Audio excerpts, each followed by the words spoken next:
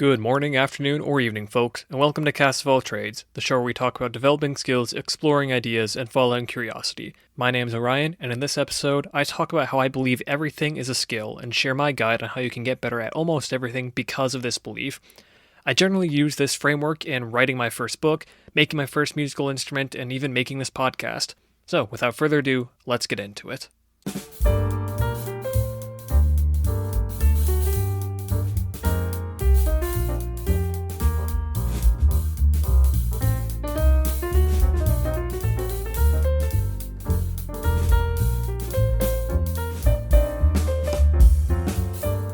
Are there things you can't get better at? You were born with a certain boon or bane, and that's just how things are. I say no. Everything you can do can be improved, because everything you can do can ultimately be broken down into actions and behaviors, and you can train those, you can develop those. Of course, people with talent may start off ahead, they may start off with a bit of a head start, and they may even have an overall higher skill ceiling of, perhaps if they put in the effort, they could reach higher heights than you could at a certain thing. But a person without talent can overcome the talented, who are also lazy, through focused effort and determination. An example of this would be, say there's a person you idolize and you want to be more like them. What does that person do in certain situations where you want to be more like them? Say they're a very funny person, maybe they're like the group comedian, and you want to be funnier. What is it that actually looks like? What are the behaviors and actions that it would take for you to become funnier? Well, you'd have to start cracking your jokes with more confidence. Maybe you have a couple jokes that you tell, but you say them quietly, and so no one else hears them.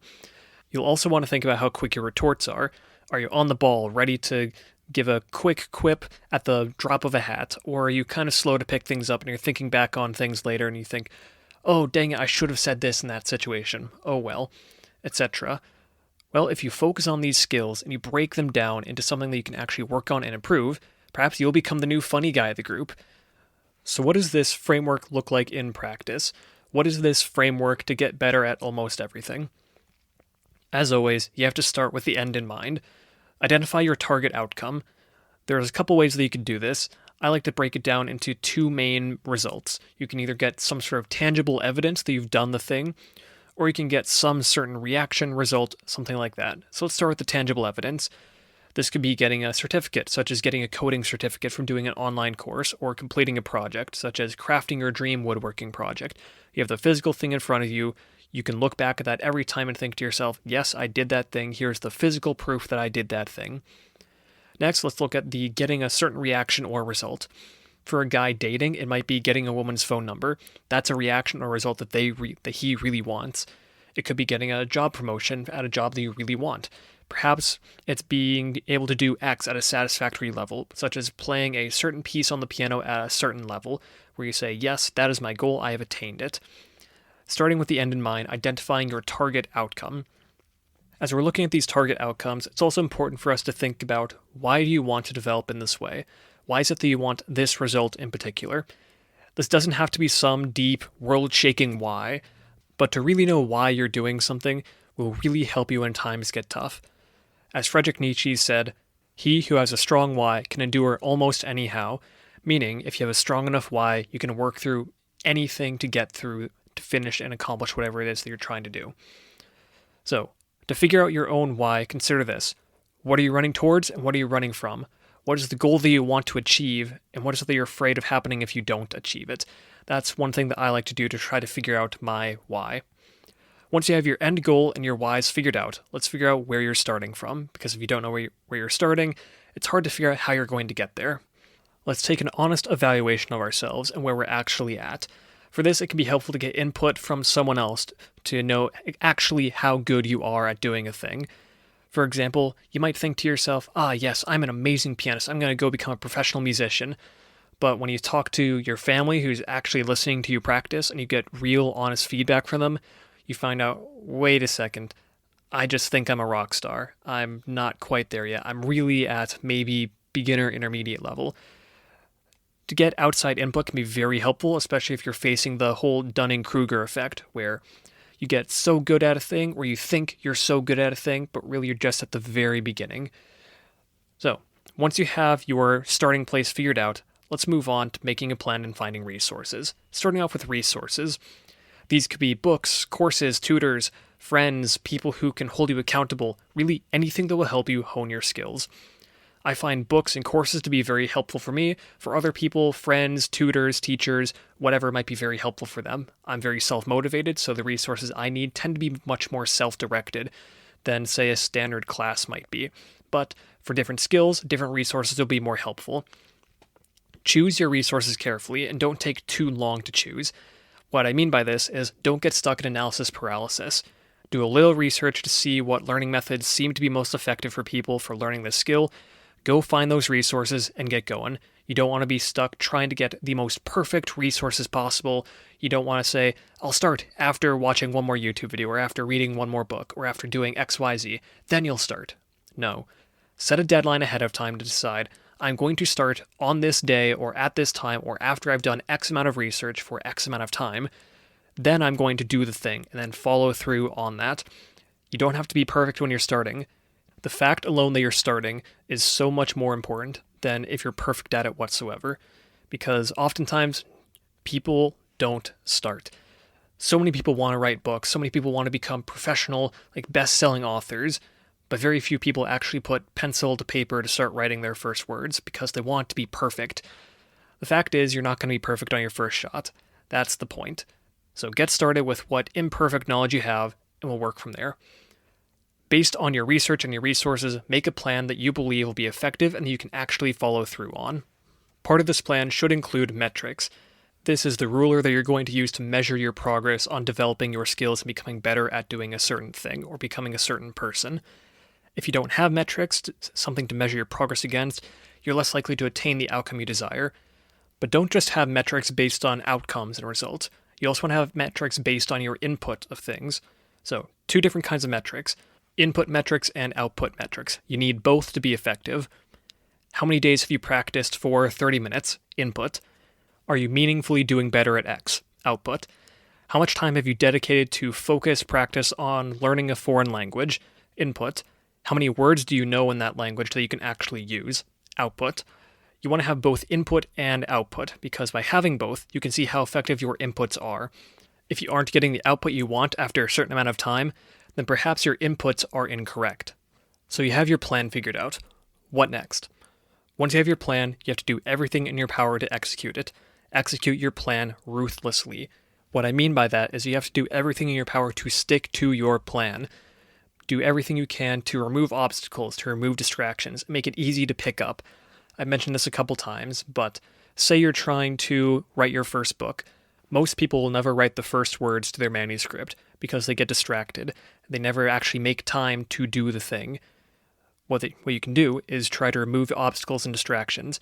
Set your phone aside for the first half an hour a day. Set aside that time for the first half an hour of the day to write out on your manuscript. Make it easy to pick up. If you have a writing space, make sure it's cleared off the night before and ready to go. Perfect, so when you get up in the morning, you can sit down in your writing space and get going. If you have to, lock certain apps on your phone or have a totally run-down computer that can only run Word documenting so you can type out your manuscript without being able to access anything. This shouldn't be about trying to get the willpower to follow your plan. It should be about simplifying your life down to the point where it's the only option that you have. It's the best thing that you can do at this given point in time. This does not mean you should quit your job and risk it all because it is my plan to become a professional author. Therefore, I should dedicate every waking second of the day to focusing on just my book. Be smart about this. Take your time, baby steps. There's no rush to developing your skills perfectly in a matter of days, weeks, or sometimes even months. Take your time. Yes, like I said, execute ruthlessly, but also execute smartly. After some time, you're going to want to pause, reflect, adjust, and continue. After some time of following through on your plan, look back at those metrics that you set for yourself. How many input goals have you met? Have you met all of them? If you have, then have you met your output goals? Maybe not. Maybe it's time that you adjust your plan a little bit. Maybe instead of writing first thing in the morning, maybe you can't do that. Instead, you have to write last thing in the evening for the last 30 minutes of the day before you go to bed. Then try that. See if that works better for you. What you're doing is refining the process, refining your plan to the point that you can eventually get to your actual output goal. If you're making good progress, great. continue on as is. If you're not making good progress, adjust and continue and try again. And finally, the last step of the process, win, quit, or die trying. You have 3 options when developing your skills in my mind. You can win or succeed, you can quit, or you can die trying. If you win and succeed, great, you have achieved your outcome, or perhaps after some readjustment and thinking, you realize, actually, I don't want to do this, but I want to do something similar instead. So you pivot to a new win condition, to a new goal outcome, and you hit that. Congratulations, you win. You did great. Some people might decide that this is too hard for them, and they're not going to pivot, they're not going to try something different, they're just going to quit. Okay, that's up to you. Or there's a third person who, no matter what, they refuse to give in, they refuse to quit. They decide, I'm going to win or I'm going to die trying. Those are your 3 options. Convince me otherwise. So this is my simple, relatively simple process of developing skills to become better at just about anything. So let's walk through this one more time through the perspective of Johnny, who his target outcome is he wants to earn X dollars a year through music.